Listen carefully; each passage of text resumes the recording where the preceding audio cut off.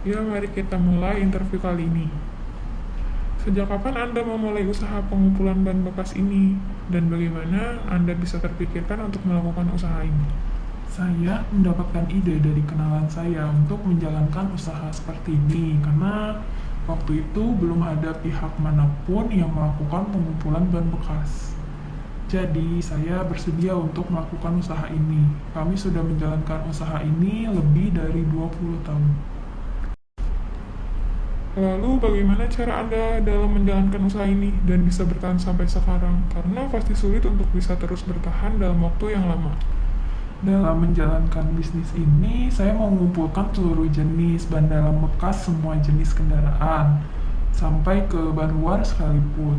Tapi seiring berjalannya waktu, pasti ada kendala baru, yaitu semakin banyak kendaraan yang memakai ban tubeless. Hal seperti itu membuat kesulitan tersendiri untuk kami. Maka dari itu, kami bekerja sama dengan perusahaan pembuat ban dalam untuk mengumpulkan ban yang tidak terpakai atau ban dalam reject untuk kami sortir dan proses kembali.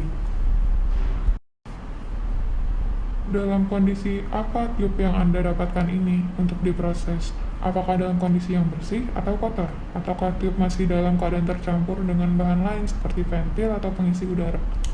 Ya, terkadang kami mendapatkan ban dalam kondisi kotor, seperti kotor karena debu atau misalkan kotor karena tanah. Dan ada juga beberapa ban yang masih terdapat seperti besi ventilasi udara yang menempel pada ban bekas tersebut. Kalau begitu, bagaimana cara Anda mengatasi itu? Apakah ada waktu dan usaha lebih yang dibutuhkan untuk membersihkan tiup karena kotor atau tercampur dengan bahan lain? Waktu dan usaha lebih tentu saja diperlukan untuk mendapatkan kualitas ban yang kita inginkan. Ban yang masih memiliki besi ventilasi udara akan dipisahkan terlebih dahulu dan dibuang bagian yang tidak terpakainya. Lalu hal ini dilakukan secara manual oleh pekerja yang ada di tempat kami. Dan kemudian ban akan disortir kembali antara yang kotor dan bersih. Kedua jenis ban tersebut kami sortir terlebih dahulu, baru kami proses untuk tahap selanjutnya. Ban yang sudah melalui proses sortir akan kami cuci sebelum sampai ke tahap penyimpanan dan selanjutnya diolah untuk sesuai kebutuhan yang diperlukan. Saat waktu pengumpulan tiup, apakah ada masalah atau gangguan lainnya? Contohnya seperti ketika harus berurusan dengan orang setempat dalam proses pengambilan atau pembelian tiup. Sebenarnya untuk masalah pengumpulan ban itu sendiri tidak ada masalah karena kami melakukan perjanjian dengan pabrik pembuat ban dalam. Tapi terdapat masalah untuk melangsungkan proses pengiriman. Karena proses pengambilan ban dalam bekas di pabrik ataupun agen-agen penampungan dicegah oleh beberapa oknum setempat.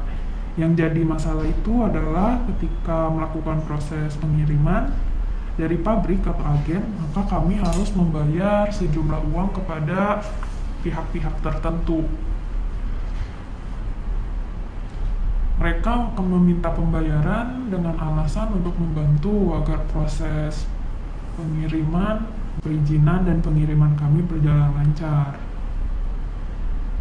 Tapi bahkan di luar jadwal pengiriman pun mereka sering meminta uang dengan alasan meminta bantuan untuk mereka sendiri. Meskipun hal tersebut ya menurut saya tidak berkaitan dengan masalah pengiriman. Tetapi jika kami menolak atau tidak mau membayar, biasanya akan terjadi masalah dalam proses pengiriman yang memungkinkan barang tidak bisa dikirim.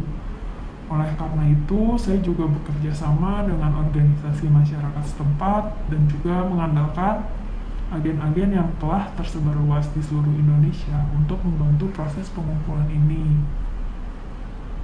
Kalau begitu, terima kasih atas waktu Anda karena sudah mau menjawab pertanyaan dari saya. Semoga kedepannya semua masalah akan dapat teratasi suatu persatu. Sampai jumpa lain waktu.